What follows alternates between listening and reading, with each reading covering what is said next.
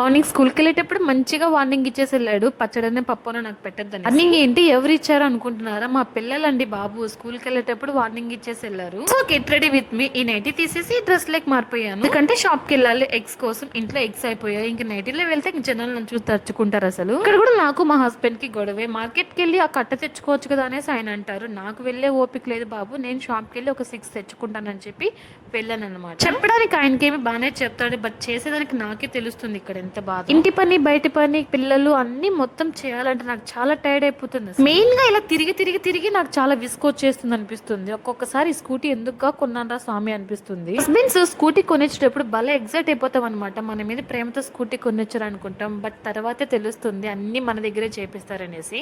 ఇంక ఎగ్స్ విషయానికి వస్తే ఎగ్స్ కర్రీ చేశాను అనమాట. ఈ 6 తో మంచిగా కర్రీ చేసి పంపించేశాను. ఇంకా వాళ్ళు మంచిగా క్యారీ మొత్తం ఫినిష్ చేస్తారు, ఎందుకంటే వాళ్ళకి బాగా ఇష్టం నాన్ వెజ్ అంటే.